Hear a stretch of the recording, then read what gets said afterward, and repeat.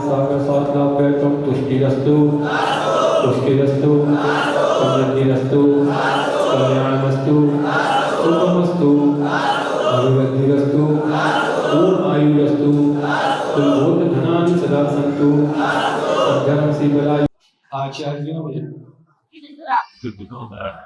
श्रावकों के व्यक्तित्व का परिचय कराने के लिए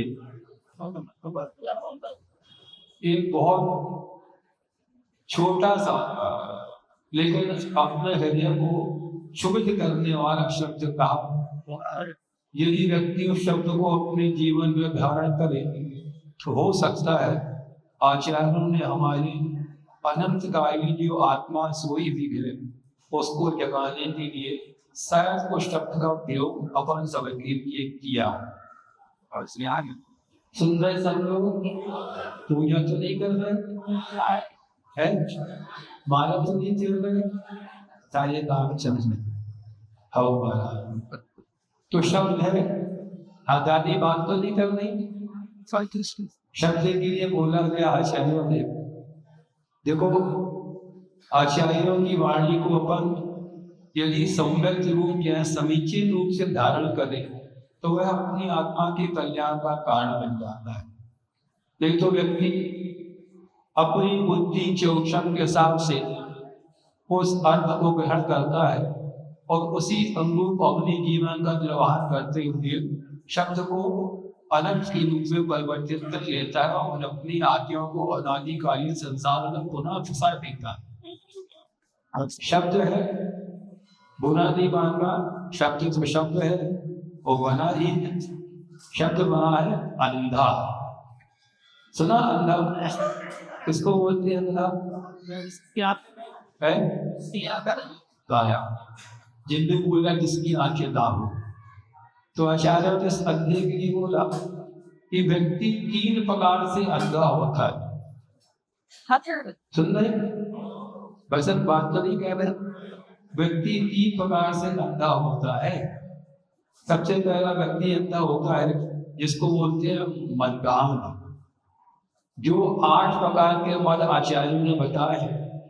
आचार्य समग्र बचन स्वामी महाराज ने में करुणा व शाहबाद में स्पष्ट रूप से लिखा है ज्ञान पूजो कुलम जाति परिवृद्धि तपो बहु अष्टावासित मानितम इसमें गतिस माउस में अर्थात जो 8 प्रकार के मद बताए, ज्ञान पूजा बल जाति शरीर, फिर ज्ञान पूजा कुलम जाति बल वृष्टि तप और कुल है ना।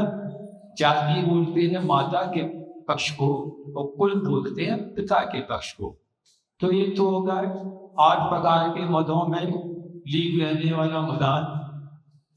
दूसरा चरण का विषयान, जो पंचेंद्रिय के विषयों में हमेशा लिप्त रहता है, वह आंखें खुली रहने के बावजूद भी विषयान है। जिन लोग विषयान के बारे में बता रहे हैं तो दरवाजों में तिरस्त रहते हो। तो विषय पंचेंद्रिय के विषयों में जो अंधा बना हुआ है उसको विषयान। और अंत में कहा ज्ञानान, अर्थात जीव अपने ज्ञान के अंधकार के ज्ञान के प्रभाव से इस प्रकार अपने जीवन में अंधकार को लिया हुआ है। यह आचार्य ने बताया कि ज्ञान के माध्यम से आत्मा का कल्याण होता है और अनंतकालीन जो अंधकार में डूबी हुई आत्मा है वह ज्ञान के माध्यम से प्रकाश को प्राप्त होती है। तो गुरुओं ने जैसे हम सबका उपकार करते हुए और 3 प्रकार के अंधत्व का परिचय दिया, तो इस अंधत्व के परिचय के लिए आचार्य महाराज कह रहे हैं कि अंधापना क्या है, अर्थात अंधत्व किसे कहते हैं। तो आचार्य महाराज कह रहे हैं अपने स्वरूप का सही ज्ञान नहीं होना ही वास्तविक रूप से अंधत्व है। किसके पास चर्म चक्षु ना हो, अर्थात आंखों से दिखाई ना देना पड़ने वाला हो, वह व्यक्ति वास्तव में अंधा है क्या? नहीं, वह तो कर्म के होते से बात में चर्म चक्षु से अंधा है, उससे ज्ञान चक्षु तो खुले। वो अपने ज्ञान का उपयोग कर रहा है। और व्यक्ति भले ही चरण चक्षु से अंधा है, लेकिन यदि वह 8 मनों का उपयोग नहीं कर रहा है, उसमें हासिल नहीं है, तो वह व्यक्ति भी मदाद नहीं है। लेकिन वही व्यक्ति यदि आंखें होने के बावजूद भी इन तीनों प्रकार के अंधे से अंधत्व है, तो वह व्यक्ति वास्तविक रूप से अंधा माना जाता है।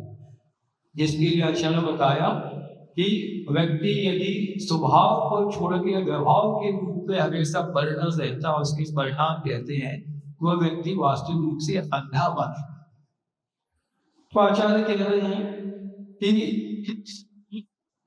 भले ही व्यक्ति के पास आंखें हो, लेकिन ये आंखें तो व्यक्ति को मात्र बाहर की चकाचौंध दिखा सकती है।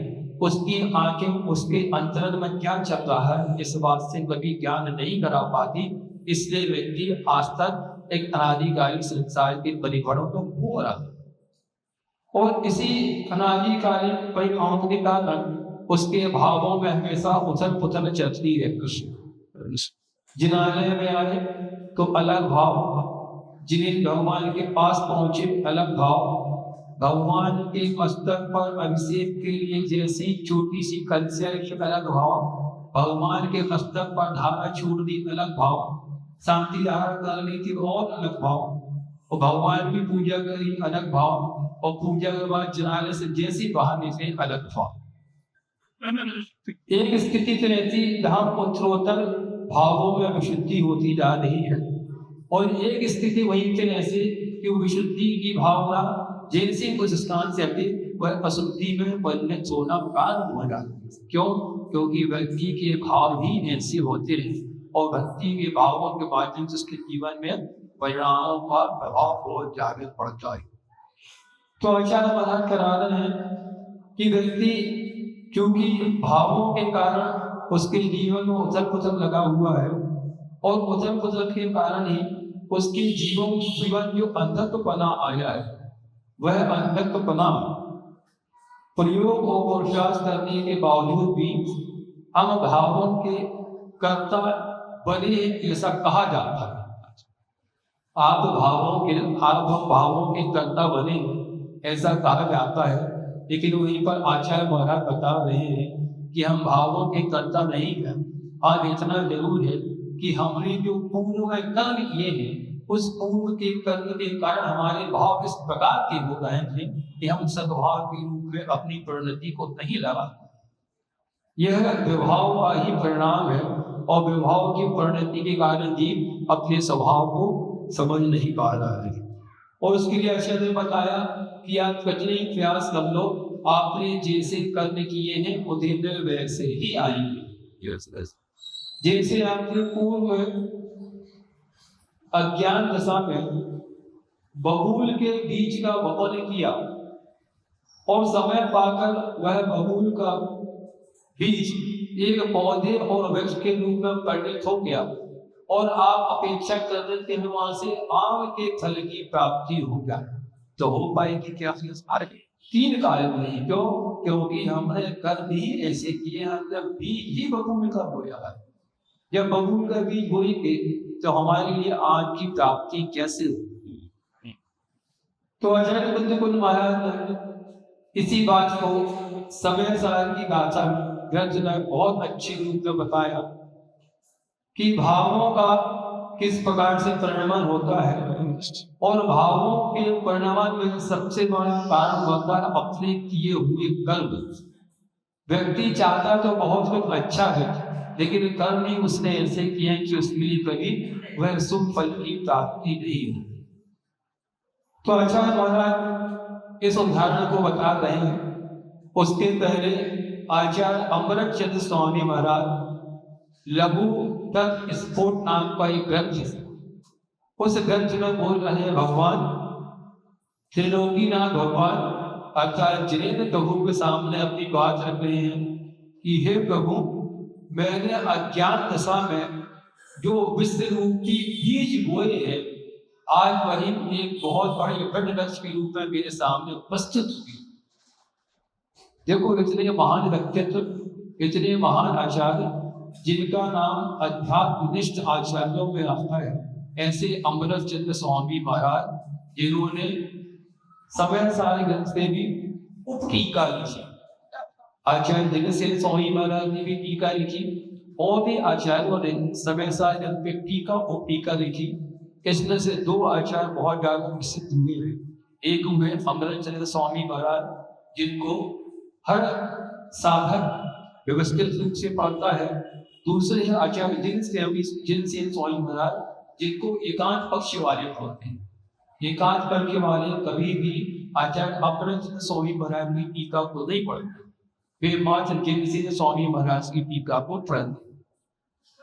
तो आचार्य अमृत चंद्र स्वामी महाराज बता रहे हैं कि भगवान मैंने अज्ञान दशा में जो बीज इसके बीज हुए थे, वही आज एक विशाल वृक्ष के रूप में हमारे सामने प्रस्तुत हुए। और जैसे ही वह वृक्ष हमारे सामने फला फूला है, तो वह जो बीज वृक्ष के रूप में परिणत हुआ है और वृक्ष जो फल दे रहा है, वह फल उसी विश्व वाले फल को देने वाले फल। यदि कोई धतूरे का बीज बोए और कल्पना करे कि उसके लिए जो फल करते हैं कांटेदार, उसमें उस बीज का जो असर है, प्रभाव है ना हो, तो हो सकता है आपने धतूरे का स्वभाव नहीं है। बोलते हैं ना, जो धतूरा खाए सो बोलाए। धतूरा खाने वाला बोलाने वाला पागल जैसे मधुर बच्चे सा कभी लगता है।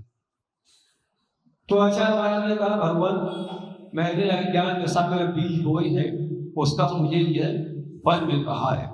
तो भगवान अब मेरे जीवन में कभी कुछ ऐसा हो जाए कि वह जो बीज मैंने बोए हैं और बीज बोने के बाद जो फल मिला है, उस फल का मुझे भक्षण करने का अवसर प्राप्त ना हो।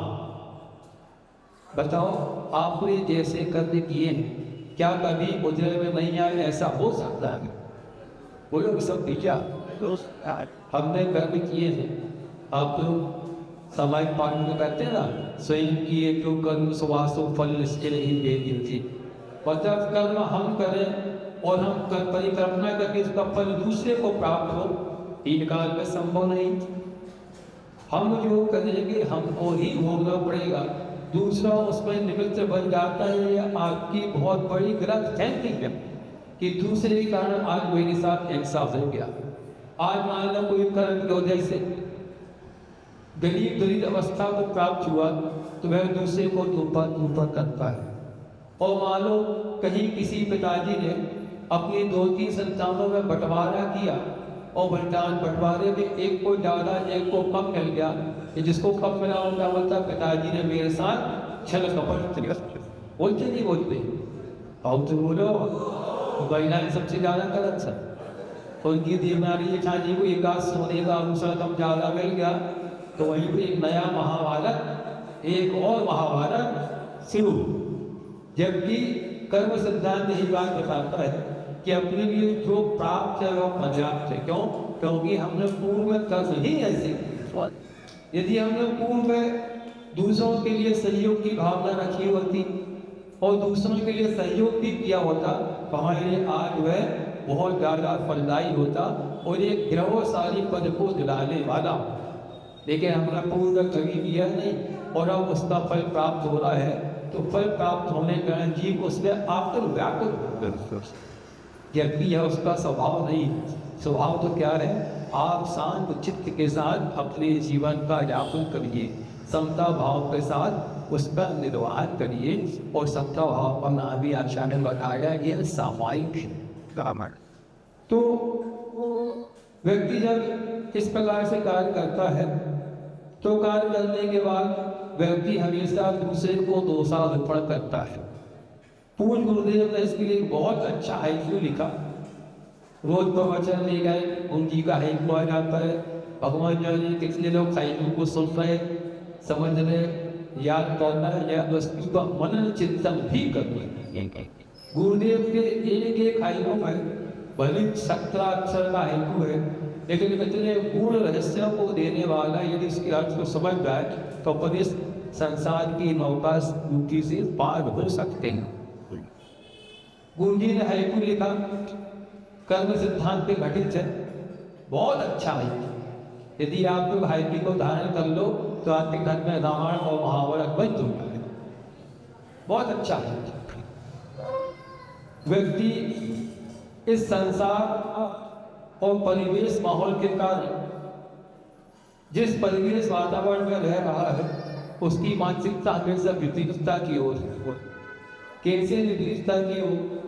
मान लो आपके स्वयं के कर्म के वजह से या निमित्त से वहां पे कोई गलत कार्य हो गए और गलत कार्य होने के बाद आपके ऊपर उस कार्य का पूरा भार आ गया, दूसरे ने आपको उसके लिए आरोपित कर दिया।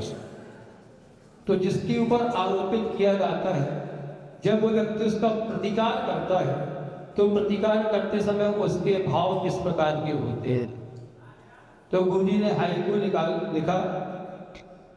कमी निकालो, कमी निकालो। हर व्यक्ति का स्वभाव है दूसरे ने कमी निकाल। जब भी आप मेरी भावना पढ़ते हो, गुण ग्रहण का भाव रहेगा, दृष्टि दोस्तों पढ़ता है, पढ़ते नहीं पढ़ते, लेकिन आप ये ऊपर से पढ़ते हो। तत्वा से बोलेगा ऊपर ही ऊपर, तो आप लोग इस भाग को ऊंचा ही पढ़ लेते हो।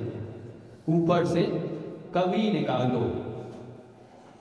कमी निकालने की बात होती है, जैसी कमी निकालने की बात होती है, अजनी की उंगली चल जाती। ऊपर देखो पट्टा जी, ऐसे उंगली चलती है। कमी निकालो। अब दूसरे की कमी निकालने में हमेशा करनी है। बात चालू हुई नहीं और फट से ऐसे उंगली तलती है कि गोली चला, बंदूक चला, फट से उंगली निकालना सीखा। उंगली निकालो, कमी निकालो, हम होंगे।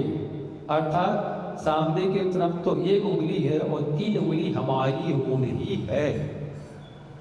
कमी निकालो, हम होंगे, कहाँ ना कमी। इतना मार्मिक haiku गुरु जी ने लिखा। मतलब कमी तो हर व्यक्ति के अंदर है, लेकिन हम दूसरे की कमी खोजने जाए इसके पहले हम स्वयं कमियों का भंडार है। ये जो उठाओ उंगली हमारी तरफ, और हमारी तरफ कितनी उंगली? एक अंगूठा कहाँ जाएगा? 3 उंगली कहाँ है? स्वयं की ओर है ना। मतलब आप स्वयं कमियों के भंडार है। आप मतलब हम स्वयं कमियों के भंडार, लेकिन हमारा स्वरूप क्या है, हमारा स्वभाव क्या है? हमेशा दूसरे की ओर कमी निकालना, उस दूसरे की ओर देखना नहीं। तो कर्म सिद्धांत यही बात बता रहा है, जब हमने स्वयं कैसे करने किए हैं तो दूसरे को उसको कैसे होएगा, उसको कैसे उसके फल को पाएगा और उससे निकलने वाली फसल को कैसे उपभोग कर सकता है। स्वयं किया है, स्वयं को ही भोगना है। तो आचार्य प्रकाश कह रहे हैं कि व्यक्ति क्या करे कि उसके जीवन में ये पूर्व में किए हुए कर्म वह क्षय को प्राप्त हो। तो आचार्य भीमसेन स्वामी महाराज धवला ग्रंथ में इस बात के लिए कह रहे हैं, जिस व्यक्ति को इस संसार से संवेद भाव प्राप्त हो गया, अर्थात जो संसार से डरा हुआ है, उसके संसार की स्थिति बहुत भयानक भयभीत दिख रही है, अर्थात उसे अपनी आत्मा का कल्याण करने का भाव है, तो उस व्यक्ति के लिए आचार्य महाराज कह रहे हैं कि आप किस प्रकार से अपनी आत्मा का कल्याण करें। तो आचार्य भीमसेन स्वामी महाराज कह रहे हैं कि आप जिनेन्द्र भगवान के दर्शन करने के लिए आइए। क्यों आइए? क्योंकि जिनेन्द्र भगवान के दर्शन यदि व्यक्ति शुद्ध भावों से करता है तो उसके अनादि काल के बने हुए नित्य निकाती कर्म एक क्षण में क्षण को प्राप्त होगा। एक क्षण, मात्र एक क्षण में क्षय को प्राप्त होता। इसी बात को आचार्य स्वामी महाराज ने बताया। उसी बात को आचार्य हमारे पूज्य भट्ट के स्वामी महाराज बता रहे हैं। तो कुंद स्वामी महाराज ने बताया जो बात आचार्य भट्ट के स्वामी महाराज की दोनों की वृत्ति जुलती है। लगता दोनों में साठ गांठ नहीं होगी। ये गाथा मैं लिख रहा हूँ, इससे मिलती जुलती गाथा तुम भी लिख लो, होगी। क्योंकि आचार्यों की दृष्टि तो हमेशा जीव के कल्याण के लिए ही हुआ करती है। तो आचार्य वट्टकेर स्वामी महाराज ने जो बात लिखी, उन्होंने लिखा भक्तिये जिन वराणम। सुन रहे दादी? बैठ जाओ, ओ दादी बैठ जाओ। हम रोज कहते हैं असमय में उठना जाओ, पूर्ण आयु करके जाओ। देखो सांध्याना पढ़ते हैं, आप लोग पढ़ते हैं दीर्घ आयु। जब से हमने पूर्ण के मुखाग्र से सुना पूर्ण आयु, तब से हम दीर्घ आयु का पूर्ण आयु करते हैं। पूर्ण आयु को जितनी आयु लेकर आए उतनी तो भोग ले, हम ज्यादा आयु की बात क्यों करें? दीर्घ आयु जितनी उतनी मिल जाए पर्याप्त। इसीलिए दादी सभा के बीच में बैठ के नहीं जाओ, क्योंकि एक उठता है उसको देख के दो और बच जाते। देखो तुम उठी, पीछे से वह बहू उठ गई, तीसरी बहू उठ गई, देखो तो वह पीछे। ये अनुशासनहीनता मानी। जिसको जाना है वो सभा के पहले चले जाओ, नहीं तो बाहर बैठो, है ना। इसमें क्रम टूटता है, लेफ्ट टूटती है। तो आचार्य भट्टकेर स्वामी बैठ गई। आचार्य भट्टकेर स्वामी महाराज बता रहे हैं भक्तिये जिनवराणम खियरिजम उपसंचयम कम्मम आयरी पसारेण विद्यावंताया शिक्षण।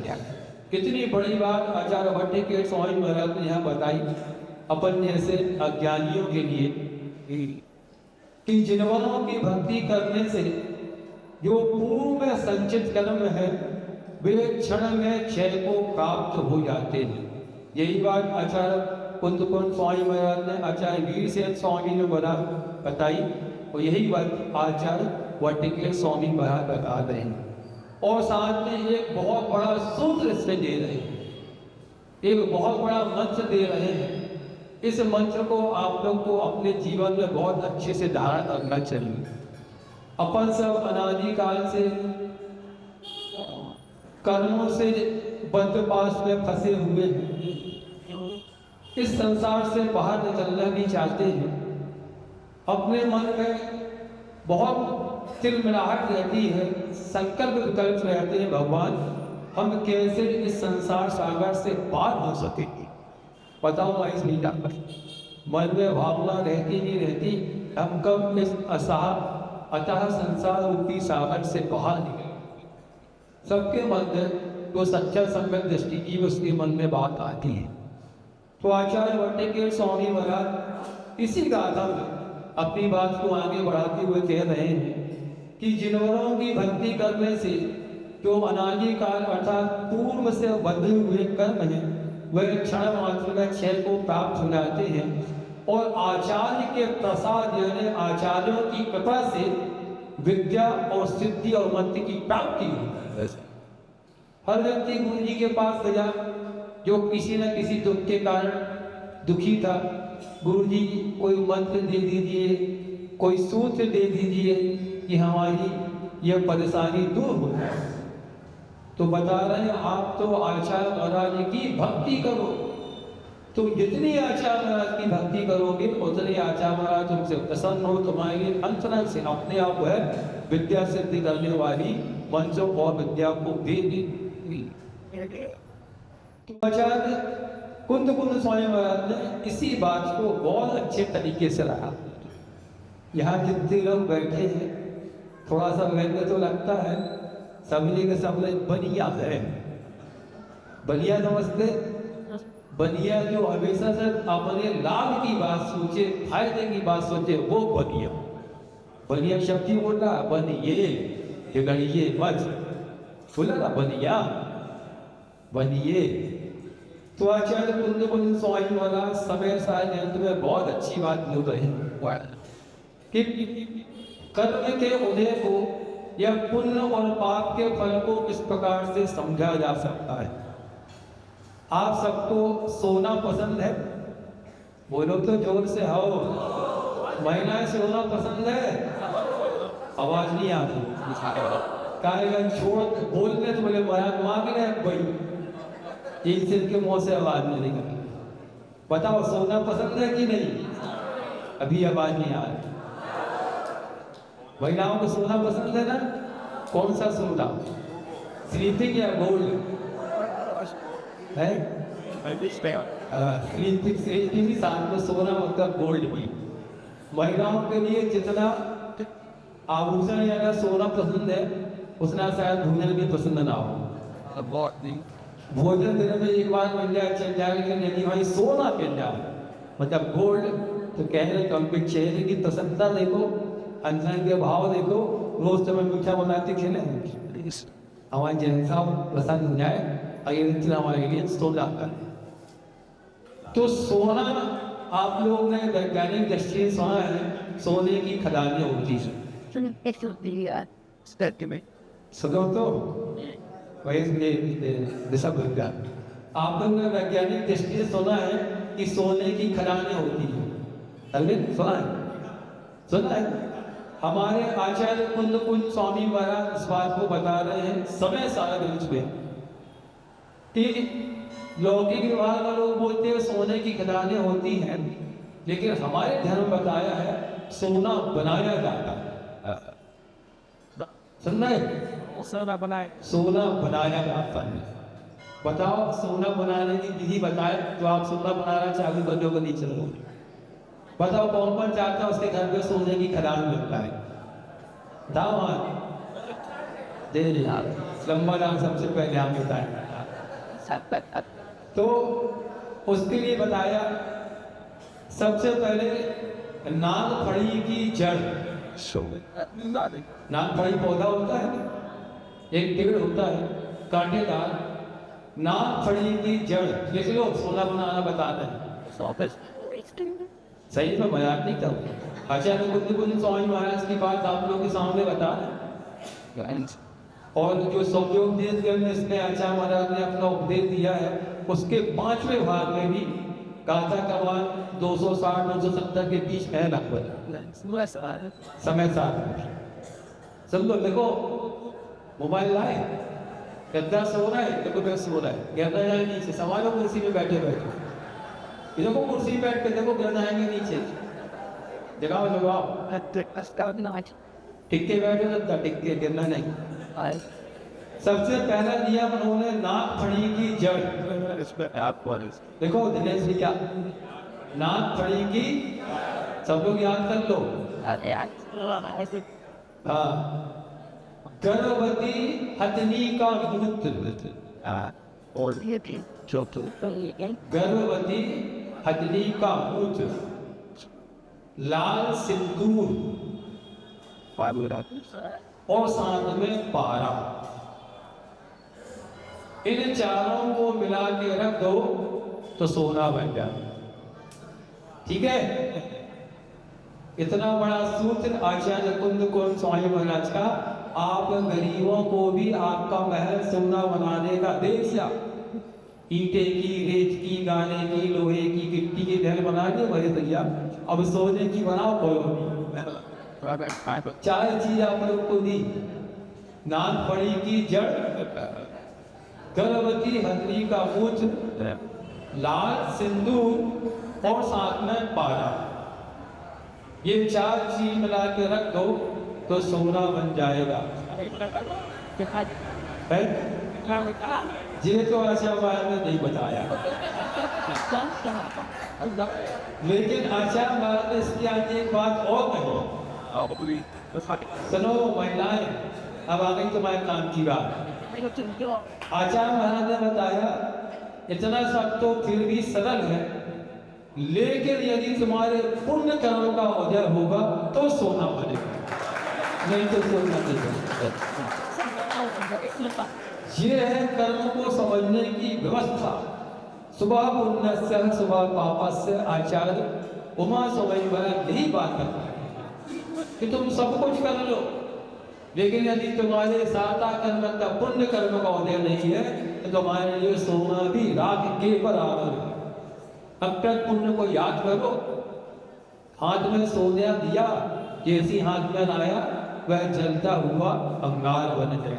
क्यों? कर्म का उदय नहीं, पुण्य कर्म का उदय नहीं।